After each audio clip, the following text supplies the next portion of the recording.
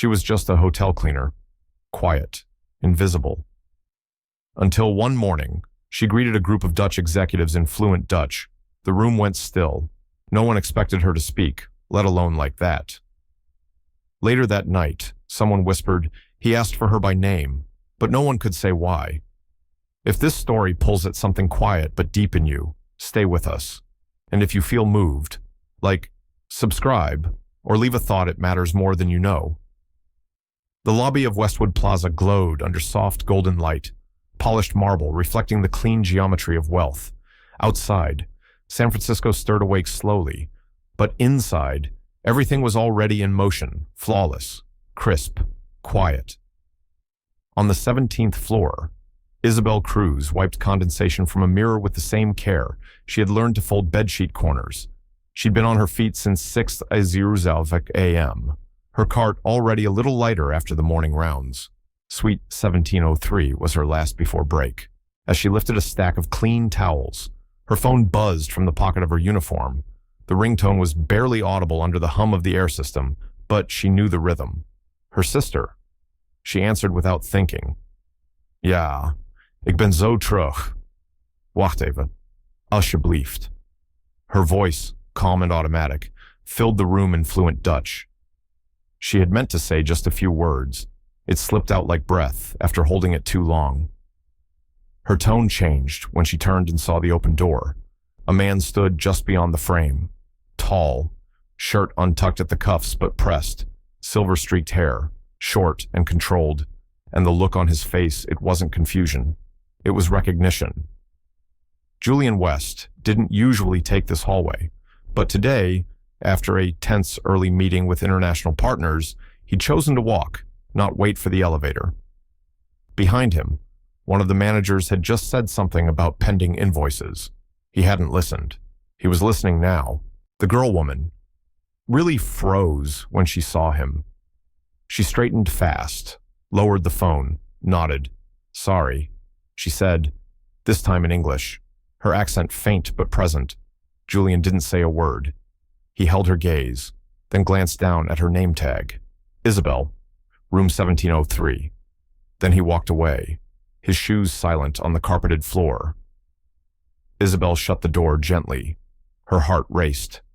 Had she spoken too loudly? Was Dutch not allowed? Her mind ran through the employee handbook, but she couldn't remember anything specific.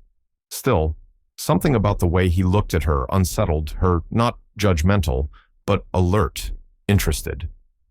She took the elevator down, trying to ignore the tick in her chest. By the time she reached the service corridor, she had almost convinced herself it was nothing, probably just a guest. Rich people sometimes looked at you like that, like they were waiting for you to finish a thought you hadn't spoken. Julian stopped at the glass wall of his office 20 minutes later. He didn't sit. Instead, he leaned slightly forward, fingers tapping against the phone in his pocket. Cruz.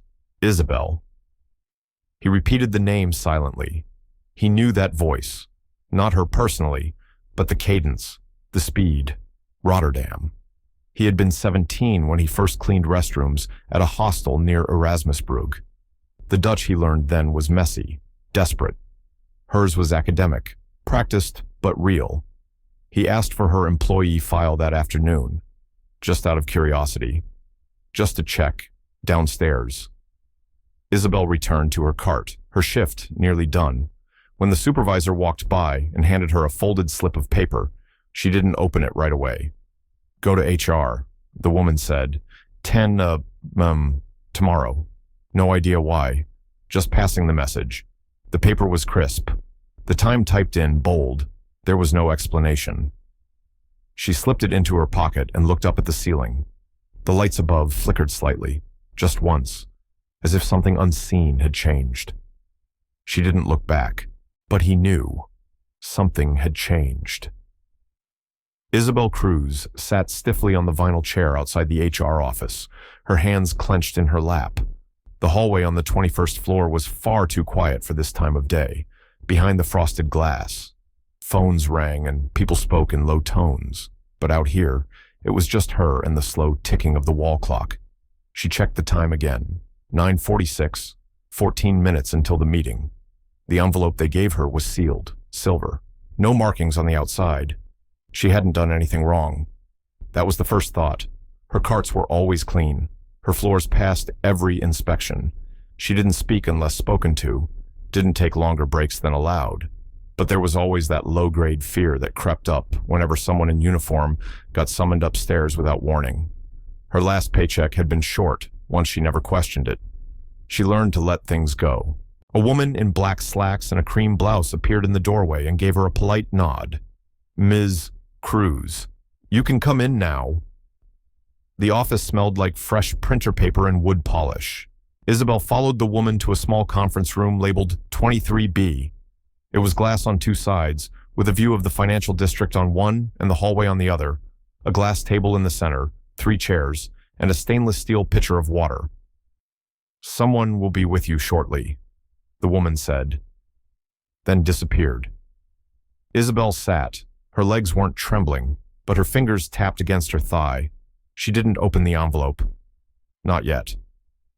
Upstairs.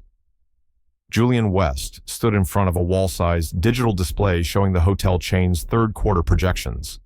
Numbers rose and dipped like a quiet tide. He wasn't looking at them. He had looked at them long enough this morning to justify this pause. Instead, his mind was still back in the hallway. The voice, the words in Dutch. The inflection wasn't clumsy, it had clarity, and not the kind picked up from a podcast or an exchange app. This was fluency earned through immersion. When he had first cleaned dorm bathrooms in Rotterdam at 17, the only Dutch word he could say was sorry. It took him a year to speak without being laughed at, another year to think in the language. That was why her voice had stopped him. It pulled something out of the memory vault and dropped it at his feet. He had quietly asked for her employee file, not to intrude, just to know. The resume had been brief.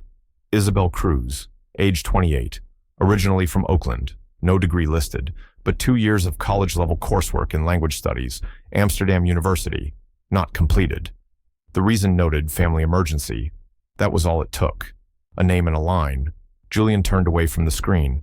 "Send her to 23B, he told his assistant. "Tell her it's just a conversation."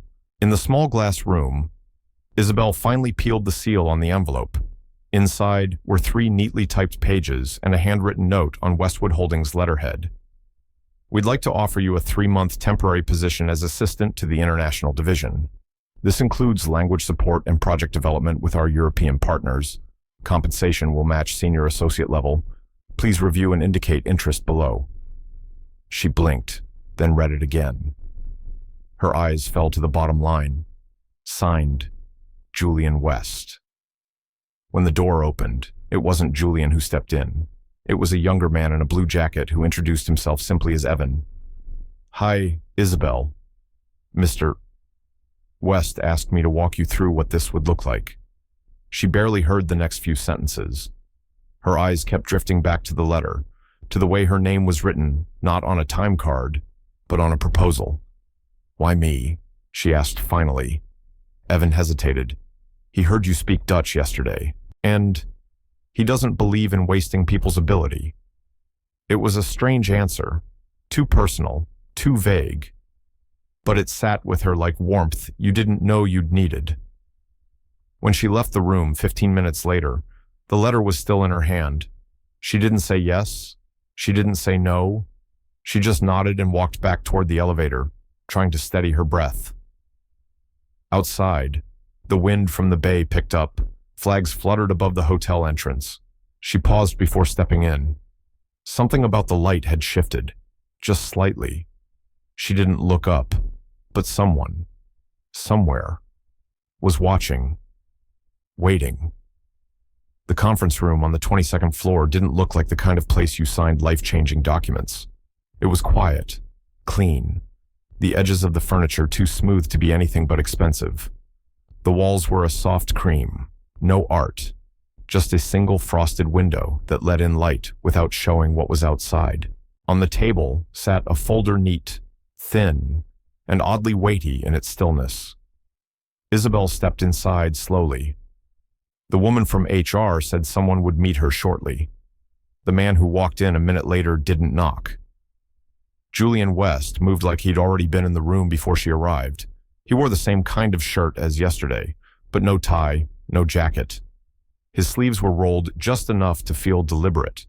He didn't offer a seat or a handshake, just looked at her with that quiet directness that had startled her the day before. He gestured toward the folder.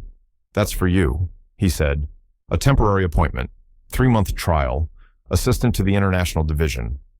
She blinked.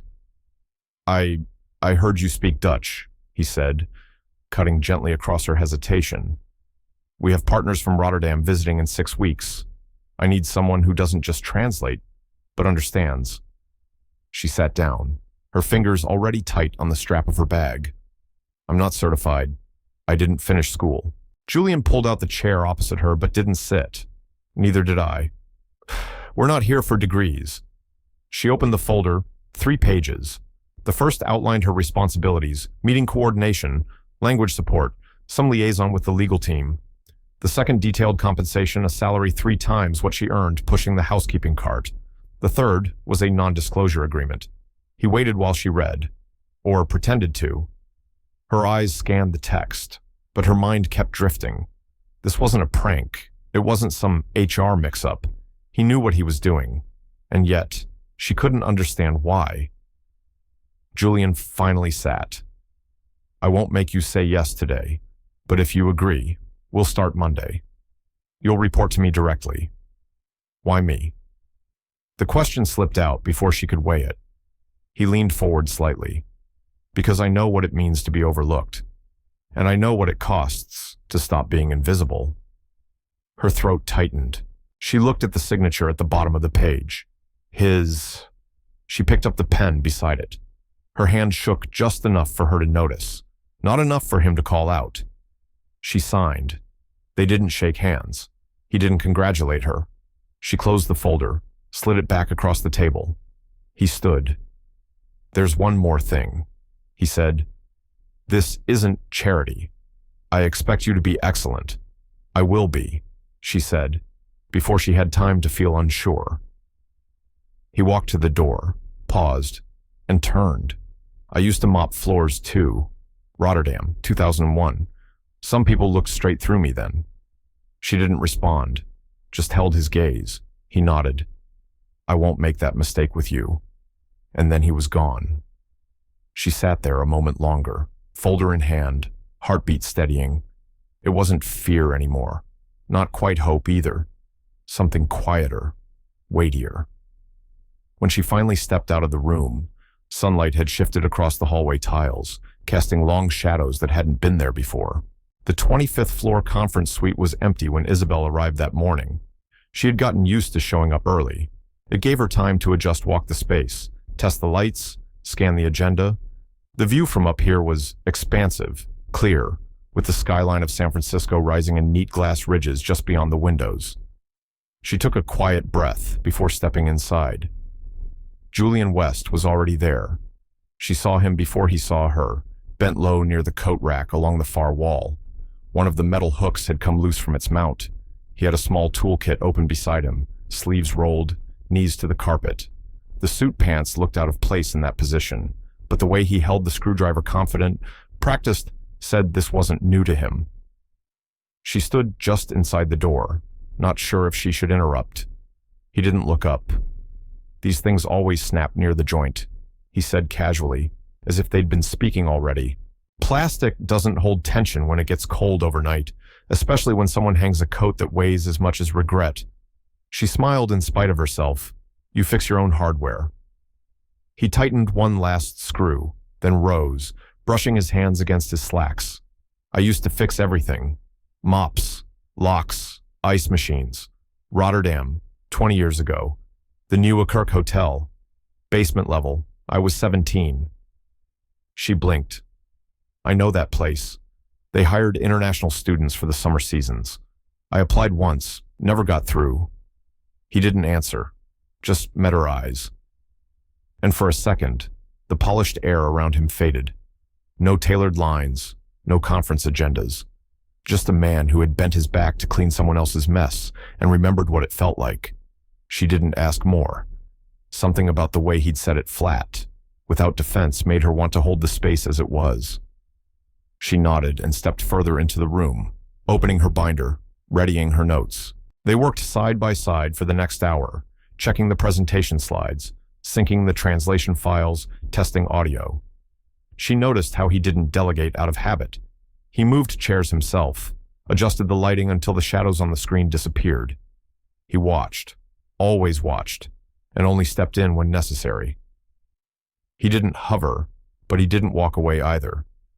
At one point, she glanced at his hands, clean but rough at the edges, like someone who still did things instead of signing for them. When they wrapped up, he glanced down at her notebook, then up at her face. "You always make copies in Dutch and English." She nodded. "It helps me think between both." "That's rare," he said, thinking in more than one language. She didn't know how to respond, so she just offered a small smile. He took that as enough. By the time she returned to her desk, the light outside had dimmed slightly. The marine layer was rolling in from the bay. She reached for her bag, but paused when she saw a notification pop on her screen. No sender listed, just a subject line for cruise. She clicked. One sentence. "You'll support translation during the Dutch investor's visit next week. Accuracy is non-negotiable." No signature, no instruction beyond that. But the message landed with weight. She stared at it, rereading the final 3 words. Accuracy is non-negotiable.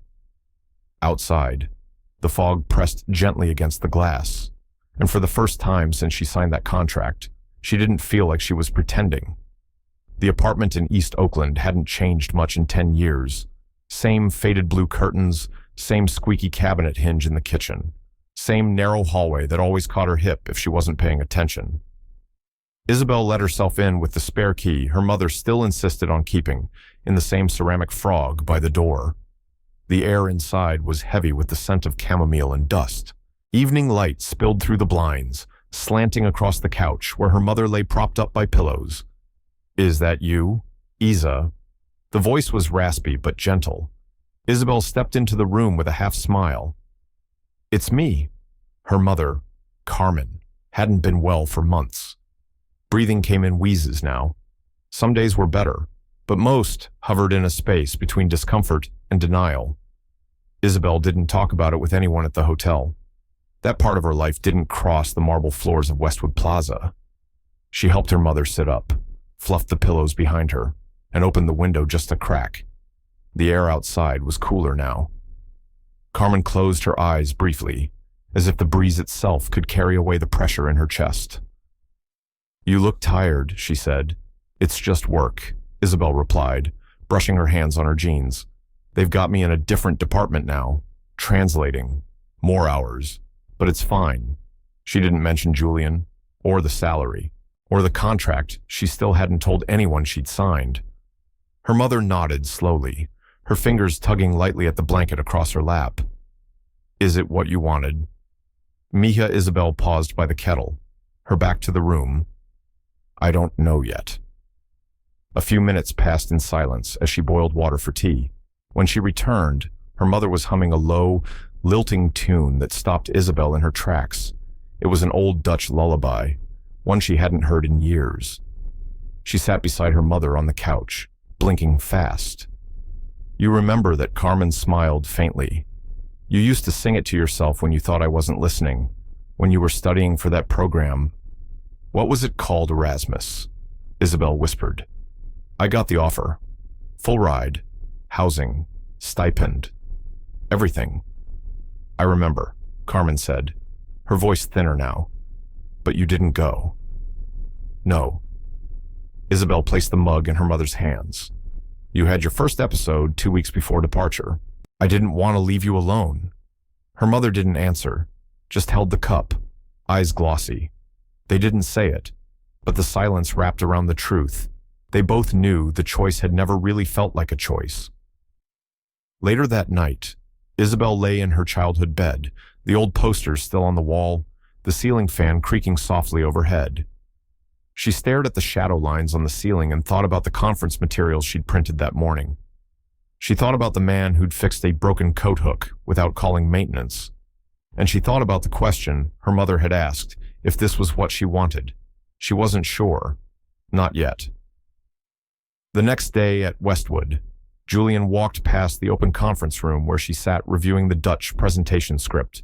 He didn't stop, but he slowed just enough to see her eyes trace the text with focus. She looked up, and for a moment, they just nodded at each other, no words exchanged. That afternoon, the meeting schedule was revised.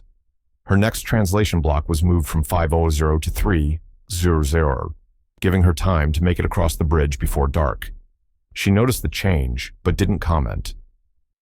At the end of the day, she found a folded note on her desk. No letterhead, no envelope, just one line in neat handwriting. About your mother if anything's needed. You only have to ask. She didn't respond, but she kept the note in the back of her planner, right between her grocery list and a page filled with old Dutch phrases she hadn't used in years. She didn't look back, but the words stayed, quiet and waiting. The 27th floor boardroom had no corners for shadows. Everything in that room, from the tempered glass table to the seamless panels that revealed a panoramic view of the bay, was meant to reflect certainty, power, precision. Even the bottled water on the table was imported. Labels turned the same way. Julian West stood at the head of the table, jacket off, sleeves neat. Around him, the delegation from Rotterdam reviewed the third quarter pitch deck with polite but restrained expressions. 10 minutes in, and Isabel had already translated 3 different sets of figures, rewritten a product description on the fly, and caught a subtle misinterpretation that would have turned a compliment into a warning. Still, something was off. The Dutch lead, Mr. Van Gaal, a narrow-faced man with precise vowels, leaned back and asked a question that wasn't on the prep sheet. The kind of question that wasn't about logistics, but intent. What will your transition model look like if employee retention in the Southeast drops below 4%? And what does that suggest about projected loyalty in expansion markets? The translator next to Isabel froze, whispering too quickly into the mic. The phrasing faltered, and by the time the line reached Julian, it had twisted into something vague about market strain. Julian's expression didn't change. He tilted his head slightly, then glanced sideways. Isabel met his eyes before she even realized she had. He gave a small nod. She stood. No one stopped her. She stepped past the translator, walked to the side of the room where a glass panel doubled as a whiteboard, and picked up the nearest marker. Her handwriting was quick, slanted, but firm. She redrew the flow of the Southeast model, flipped the question on its axis. In Dutch, she didn't over-explain, just clarified the metric, broke it into weighted risk tiers, added a colored overlay of projected exit rates based on data from similar regions in Western Europe. The room leaned in, then she paused. For expansion to work, she said in Dutch, her voice steady, loyalty can't be borrowed. It has to be grown. And that's what this model reflects, how we grow trust, not just retain it. There was a pause. Then Van Gaal smiled. Not wide, but it was there. The meeting continued. Questions became conversations. When it ended, everyone stood a little slower. There were handshakes, even a few exchanged cards. Isabel stepped back quietly, almost retreating into her chair before anyone could look twice. But Julian walked to her. Cruz, he said, the first time he'd ever used her name aloud. You just kept $6 million from walking out that door. She shrugged, but there was a flush in her cheeks. I used to practice for this kind of thing. Dreamed about it.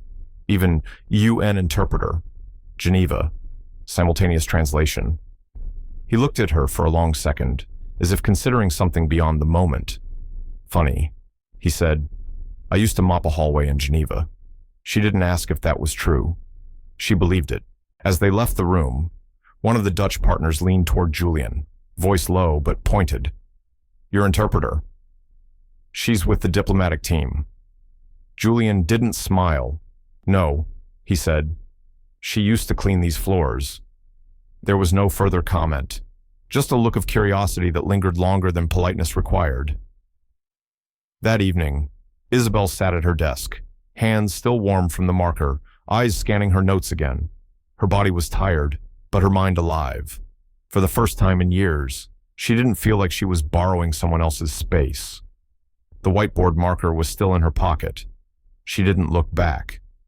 But she knew something had shifted. After the Rotterdam meeting, Isabel began to feel the shape of her days bend without warning. Not from above, no manager changed her hours, no one reassigned her, but in the way people looked at her. The front desk now paused a beat before calling her to translation duty. The elevator boy, who used to nod without a word, now smiled and said, "Ms. Cruz." A server in the staff canteen once held out a tray of pastries and said, with the tilt of curiosity masked as politeness, "They say you're West's new eyes and ears." She laughed, then shrugged it off. But each title they gave her, interpreter, coordinator, special assistant, felt like a jacket a few sizes off. None of them fit, but all of them hung on her just the same. It wasn't resentment. Not exactly. More a kind of cautious admiration, laced with suspicion. The kind people reserve for those who rise too fast in a place where everyone is watching. Downstairs in the laundry wing, someone had scrawled on the whiteboard near the folding station, "Good English. Earn new paycheck," with a crude sketch of a girl in heels. Isabel didn't say anything. She just wiped it off with the corner of her sleeve. Later that evening, as she crossed the main lobby on her way out, a voice drifted up from behind the grand piano. A young intern, Grace, from guest services, was speaking to another girl in a whisper just loud enough to travel. "I think he's different since she came. I don't mean bad different, just not so far away anymore." Isabel didn't turn around. She simply adjusted the strap on her shoulder bag and walked through the revolving door. That night, the walk back to her apartment felt longer than usual. The cable cars clanged in the distance, and the fog rolled in thick from the bay. She entered quietly, dropping her shoes by the radiator and heading straight for the tiny closet she almost never opened. Inside, still covered in its dry-cleaning sheath, hung the one dress she'd kept from college. Midnight blue, simple cut, sleeves just long enough to feel formal. She had worn it once, to an award ceremony for international language students. The university had flown in guests from Brussels and Copenhagen. She remembered how her hands had shaken that night, how she had memorized every line of her acceptance speech in both Dutch and English, just in case. She pulled the sheath down and laid the dress across her bed. Then she sat beside it and didn't move for a while. The following morning, the sun came in, slow, filtered through slats. She made coffee and read the paper. Nothing in the hotel schedule mentioned the event yet, but just after noon, as she was reviewing edits to a translated newsletter, Julian knocked once and stepped into her office. Not his usual stride, not the polished calm of boardrooms. He looked unsure, if only by a fraction. He didn't sit, just placed a slim envelope on her desk. "Next Thursday," he said. "Evening event at Fairmont. Some of the new Dutch investors will be there. You don't have to come." She looked up. Then why the invitation? "Because it's your work they're celebrating, not mine." She opened the envelope after he left. 2 printed tickets, heavy stock, with her name listed alongside his under-accompanying team. No title, just names. There was a note tucked in, handwritten in ink that looked faintly rushed. "Wear something that makes you feel unshakable." That night, she came home again, placed the dress back on the bed, and turned off every other light in the apartment. She sat in the dark, listening to the hum of the refrigerator and the occasional passing car. The dress stayed where it was, like a question waiting to be answered. She didn't change, but she didn't put it away either. The terrace of the Fairmont Hotel in San Francisco flickered with gold. Soft music played just beneath the hum of conversation. Waiters moved like whispers, balancing trays of champagne and scallop bites across a sea of tailored suits and dresses that shimmered like polished glass. Isabel stepped off the elevator alone. Her dress was simple deep navy, hem just past the knee, with a high neckline that felt a little too formal, but safer than something she didn't recognize herself in. It was the same one she had worn when receiving that language scholarship 3 years ago, now paired with a pair of low black pumps and a scarf borrowed from her mother's closet. Nothing about her shimmered, but nothing about her broke, either. The first faces she passed didn't register her name tag. Some offered tight-lipped smiles. Most just glanced and moved on. By the time she reached the main reception space, the cool sheen of exclusion had settled in. A woman with short platinum hair and an accent Isabel couldn't place asked her without introduction, "You're PR, right, or events coordinator?" Before Isabel could answer, Julian stepped beside her. "She's the reason the Rotterdam deal still exists," he said, without looking at the woman. "Not PR, just precision." There was a pause, then a few polite chuckles. The woman backed off with a nod. Isabel didn't say thank you. She didn't need to. They moved toward the edge of the terrace, where a line of tall glass doors framed the city lights like moving art. Isabel found a seat near the third table, away from the center, but not invisible. She opened her small clutch to check her phone, and something soft slipped out folded paper, slightly creased. She picked it up. A crayon drawing from Maya, the neighbor's 6-year-old. Isabel at a whiteboard, smiling, one hand holding a marker, the other pointing to letters in 3 languages. Across the bottom, uneven handwriting. "Miss Isabel is the smartest in the world." She folded it quietly and slid it back in. Not for hiding, just for keeping. The event was about to begin. Julian approached the stage, adjusted his mic with one hand, and offered the room a quiet nod. "Good evening," he said. "Tonight isn't just a celebration of growth. It's a celebration of people who help you grow when you least expect it." The screen behind him came to life. First slide, a photo, not polished, candid. Isabel in the meeting room, sleeve rolled up, standing by a glass wall with a whiteboard marker in hand. Not posing, just working. The projection was crisp, the image stark. A woman doing what needed to be done, without ceremony. Gasps came from more than one table. Most didn't know her name. One did. At table 6, a gray-haired man leaned in toward the Dutch delegation's lead, Isabel Cruz. He whispered in Dutch, "That name, she was on the Amsterdam list. Top 3 in 2019. The girl who never claimed the grant." The other man nodded slowly. "I remember." Julian's speech continued, but Isabel didn't hear the words. Her eyes remained on the photo on that younger version of herself, caught mid-thought, unaware she'd one day be projected in front of men and women who wouldn't know what to call her, but might finally see her. She didn't clap when the audience did, but her hand rested quietly on the place where the drawing sat folded in her bag, and she didn't notice. But Julian watched her for a moment longer than the silence required. The next morning came slow. Fog rolled in over San Francisco, hanging low above the bay like something unsaid. In the suite that now served as her part-time office, Isabel sat with her hands resting flat against the table. No documents, no laptop, just stillness. She hadn't answered Julian's call, or his message, or the one from his assistant, gently asking if she would still be attending the morning follow-up meeting. The night before replayed like a quiet film in her head.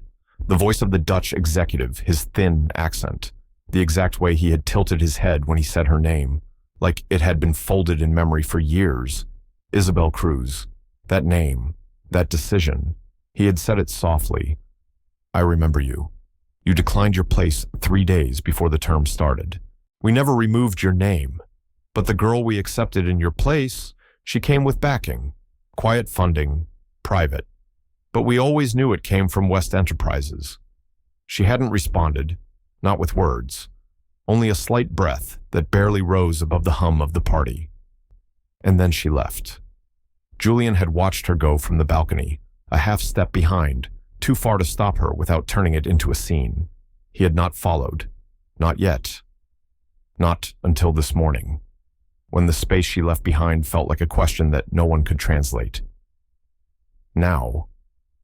As he entered the office, he moved carefully, no assistant, no folder, just him and her. She looked up, already knowing it was him. She didn't offer a greeting. Instead, her voice was clear, quiet. "The girl who got my place. She was backed by the West Enterprises Fund. That was your family, wasn't it?" He didn't sit. "Yes." Did you know it was me? He paused. No. Isabel nodded once, slow. But later, when you saw my name, I did look into it. He admitted. After I heard you speak Dutch, after the meeting, after the photo. She closed her eyes briefly. So all this, what you're fixing it now? No, he said. I'm not fixing anything. I didn't know I had broken something. For a moment, neither spoke. Then she leaned forward, arms crossed over her lap. You could have told me. I didn't know how, Julian said. It started as curiosity.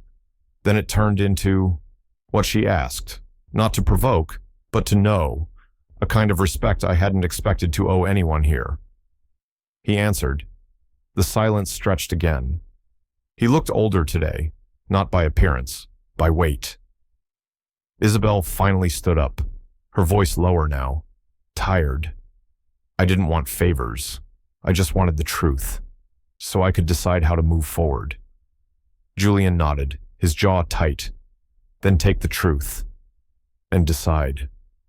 She walked past him, almost brushing his shoulder, at the door. She stopped not to look back, but just to catch breath. She didn't say another word, and he didn't ask her to. The light in the kitchen flickered once, then held steady. Isabel sat across from her mother, slicing fruit with slow hands. Her thoughts were a mess of timelines, signatures, choices made years ago without full knowing. Julian hadn't defended himself. He had only said, I was 21. I chose a file. I didn't know it had a face, or a mother, or a cost. She hadn't yelled. She had only left. Now, home again in Oakland. Everything felt smaller. The chipped edges of the old stove. The clock that ran 5 minutes behind. Her mother's breath, faint but rhythmic under the hum of the heater. She had asked for a few days off. No excuses given. That afternoon, while helping her mother change into a soft cardigan, Isabel noticed something crinkled in the inner pocket. A yellowed envelope, worn at the corners. She pulled it free. Inside was a printed letter, her original scholarship acceptance. Stapled to a second page, her formal withdrawal. Scrawled in faded blue pen. Her mother had written, Happiness is having you close. No one to blame. Isabel sat down on the edge of the bed and read it again. Her throat tightened, not from guilt, but from how quietly that kind of love had been lived. Later that night, just after sundown, a car pulled up quietly in front of the house. She didn't look through the window, but she felt the change in the air. No knock, no engine idle. When she opened the door, no one was there, just a brown paper bag resting neatly on the doormat. Inside was a folder of documents from the scholarship committee, pages with her name highlighted, a letter from the fund's board, Julian's early signature in nervous penmanship, but beneath those, a recent invoice, donation confirmed, Westwood Foundation, Community Clinic, Oakland District, dated 3 days ago. There was no note. Her mother coughed lightly in the next room. When Isabel returned to help her settle again, the older woman looked up through half-lidded eyes and whispered, He's not saying sorry. Is he? Isabel shook her head. Her mother smiled. That's all right. He's trying. That's louder than sorry. Sometimes. Outside, the street was quiet. The car was gone. Inside, the weight began to shift, just enough for something else to start. The lights down in the service basement buzzed faintly, one of them flickering with every few seconds, like it couldn't quite decide whether to stay on. The air smelled of old wood, metal polish, and the damp scent of cement that never fully dried. Isabel stepped off the elevator without a word. The front desk clerk had told her Julian was down here, no meeting scheduled, no assistants with him, just him, alone in the old equipment room.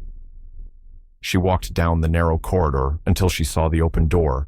Inside, Julian stood in rolled-up sleeves, balancing a shelf bracket against the wall and tightening a screw with a handheld driver, the kind of thing an entry-level maintenance worker would do, not the CEO of Westwood International.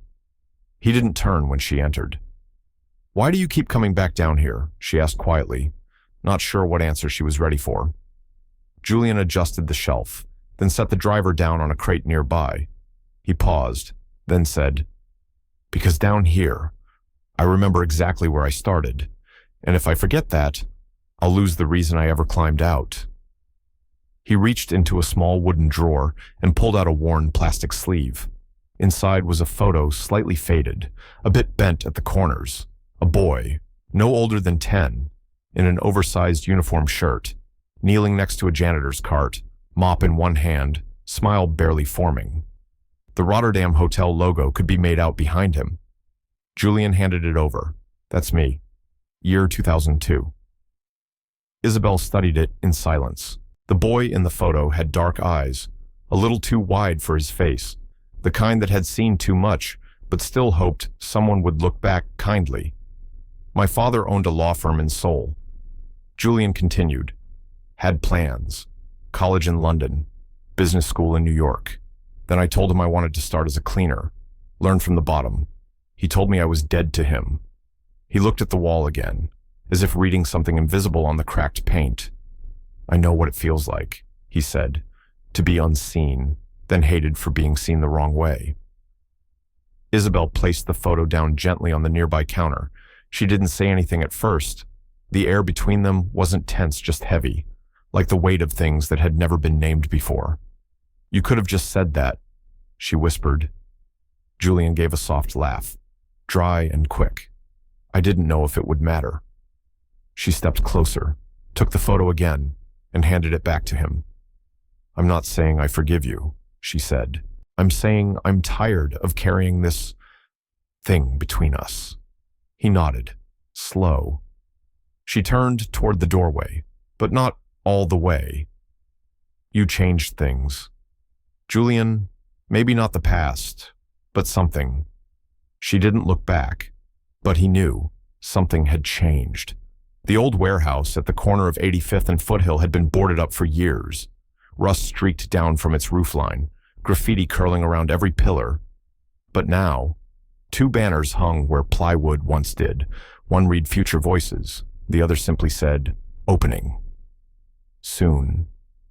Julian stood quietly at the edge of the lot, sleeves rolled up, a clipboard in his hand. Isabel was beside him, scanning the attendance list, checking each name twice. She didn't say much, but her eyes kept moving, watching the volunteers, the contractors, the kids sneaking peeks from across the street. The city council had approved the project last month. The funding came quickly after part from Westwood, part from 2 nonprofits Julian had once interned for. But the plan that had come from Isabel, 3 classrooms, a community library, and an after-school language program, Dutch, Spanish, Tagalog, Vietnamese. Whatever the kids needed to feel heard, they'd try to offer. Isabel had accepted the offer to be the program director without a pause, not because of him, but because it felt like something real, something that stayed long after applause stopped. They held the announcement event on a Saturday morning, folding chairs lined up on the cracked pavement. A few dozen parents, council members, and teens came, curious more than convinced. Julian didn't speak. He stood behind Isabel as she stepped up to the makeshift podium. Her voice was steady. She opened in English, translated herself into Spanish, then finished in Dutch. "Language is power," she said, "but it's also memory. It tells us who we are and who we could be." There was no cheer, just silence, then nods. Afterward, a few councilwomen came up to shake her hand. One asked, "Have you ever thought about running for school board?" Isabel smiled politely, but didn't answer. Later that day, the team began sorting books and small desks inside.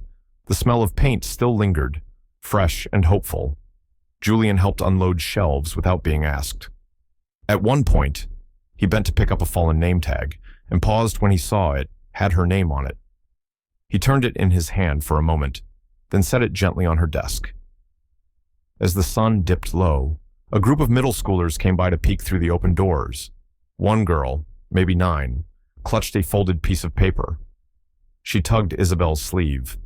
"Miss Cruz, is that tall guy going to teach Dutch here?" she asked, pointing at Julian with unfiltered curiosity. Isabel laughed, crouching to eye level. Not yet, but if you kids show up every week, maybe we can talk him into it. The girl giggled and handed over the paper. Crayon strokes, uneven and bright, filled the page. Isabel and Julian were standing in front of a small building. Above them, in colorful block letters, a sign read, "Welcome, Home of Future Voices." She held the paper for a long time after the girl ran off, her hand pressing it flat against her chest. When she finally looked up, Julian was already watching. Saturday light spilled across the pavement as Isabel stepped out of the rideshare car, squinting against the sun. Behind her, Julian held the folded program for the exhibition. They didn't speak on the ride, but it wasn't a silence filled with tension. It was the kind that holds breath before a door opens. The school in the Mission District was quiet from the outside, but inside the cafeteria, the noise of cardboard displays, laughter, and rustling papers filled the space. Future Voices had transformed one corner into a language wall. Kids had written their names and favorite words in Tagalog, Spanish, Somali, each name taped under a flag. Isabel bent to adjust a crooked poster. A boy tapped her shoulder, no taller than her waist. "Miss Cruz," he said, wide-eyed. "My dad says he used to sleep in the tool shed here, like I do sometimes." She turned slowly. The boy pointed across the room to a man with a tired jacket, standing near the snack table. Then he looked past her. Julian had heard.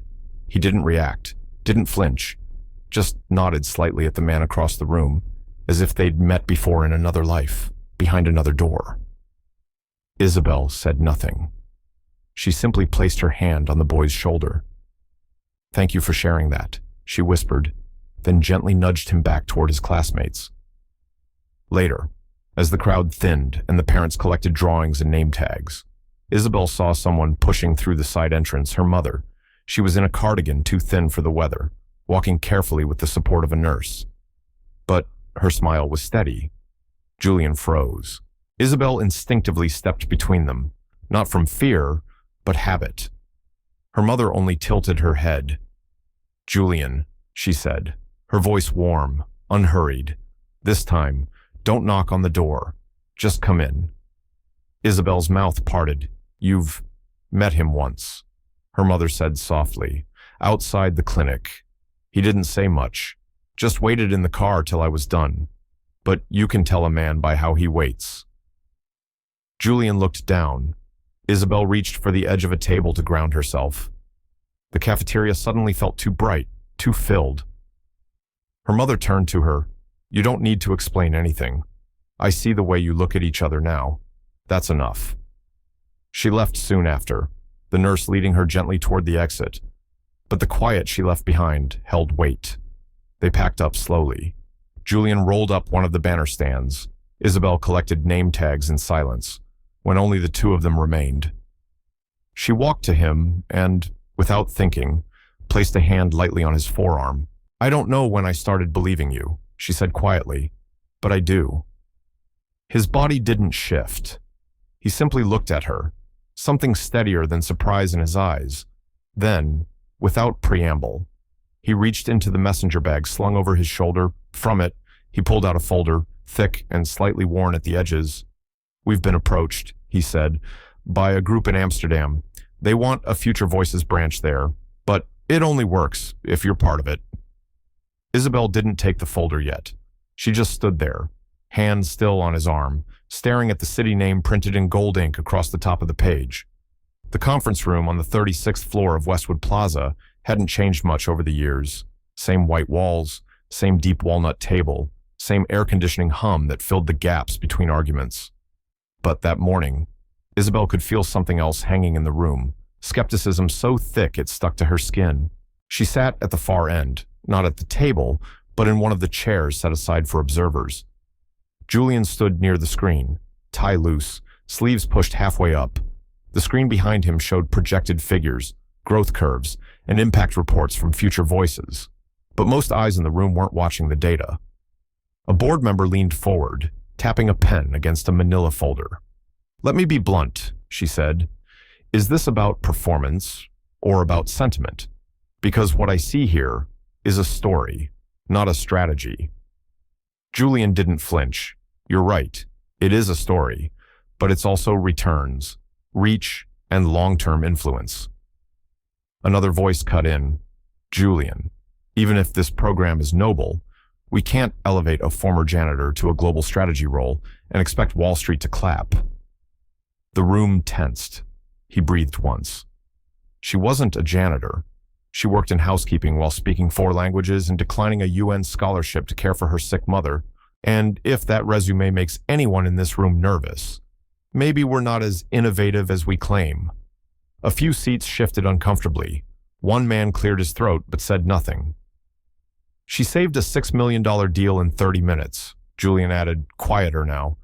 Not because it was her job, but because it was the right thing to do.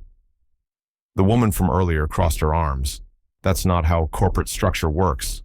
We can't run a company like a fairy tale romance. Julian didn't raise his voice. This isn't about romance, it's about fairness. Isabel didn't speak. She hadn't been asked to. But the way she sat still, alert, eyes focused, was statement enough. By the end of the meeting, Julian had voted against the proposed restructure plan that would have neatly pushed future voices into the periphery. 3 board members walked out. That evening, Isabel stood alone on the rooftop terrace of Westwood Plaza. The city below was already wrapped in evening lights. She held a coffee she hadn't sipped. Her breath curled in the cold air. Julian joined her after some time. No words at first. Just stood beside her, hands in his coat pockets. She finally said, "You could have kept them happy. Let the project stay small. Kept me in the background." He nodded. "I could have." Her voice came quieter. "If they force you out, if this spirals, what then?" He looked straight ahead. "Then I start again. With what's left. That's still more than what I began with." She didn't answer. "I can rebuild," he said, almost to himself. "But if I compromise here, I won't know who I am tomorrow." Silence fell again, deeper this time. Isabel turned toward him, eyes sharp and quiet. "And what if I don't want you to lose all this because of me? You're not the cause," he replied. "You're the compass." The city hummed beneath them, horns, engines, and life moving on, unaware of anything said 20 floors above. The next morning, the news broke. Financial journals, tech blogs, and industry channels all ran versions of the same headline: Julian West rejects board restructure, loses 3 major investors. Amsterdam in spring had a kind of quiet that didn't ask for attention. The old bricks, the slow canals, the morning light that took its time. On the edge of a small public square, not far from the Jordan district, a building had just opened its doors, steel-framed, glass-walled, with a line of tulips blooming along the sidewalk. Westwood International's new European initiative had come to life. There was no ribbon cutting. Instead, the front courtyard was filled with children, local volunteers, and teachers. Art students had collected used packaging, bottle caps, and wrappers from nearby neighborhoods for weeks. With them, they had created a mural laid flat across the square, made entirely from recycled material. At the center of the mural, pieced together from orange coffee lids and green detergent boxes, stood 2 figures.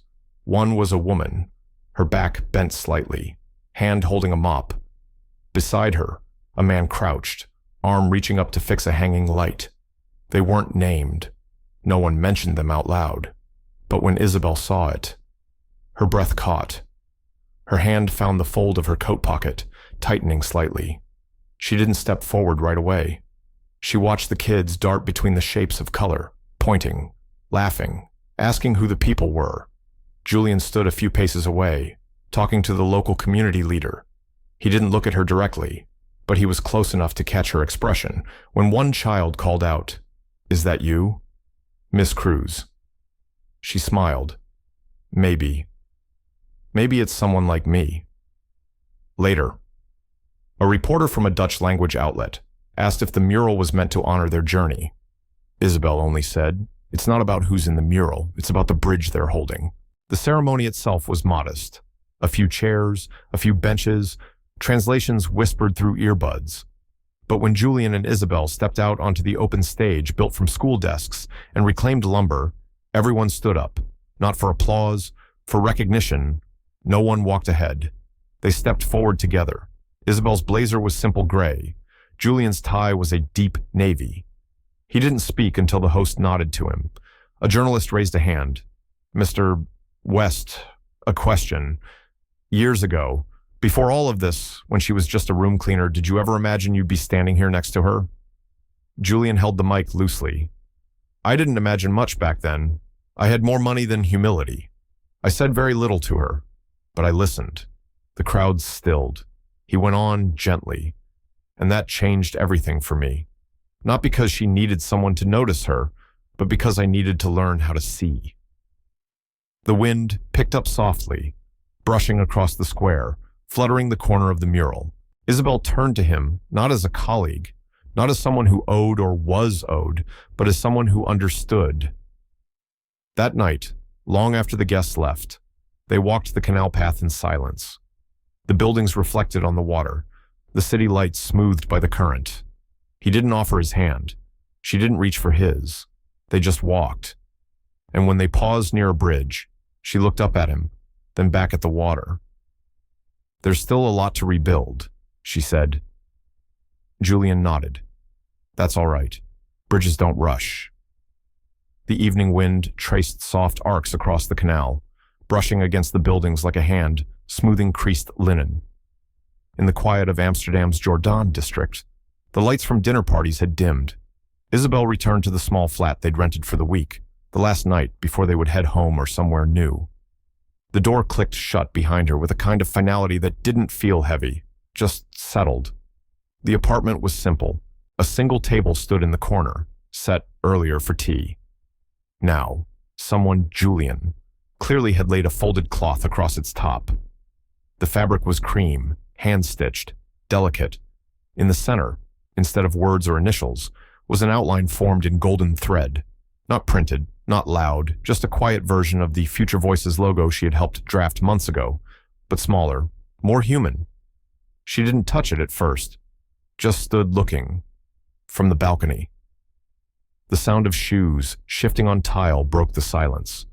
She walked toward it, not quickly. Julian was there, his frame lit in silhouette by the lantern glow of the neighborhood behind him.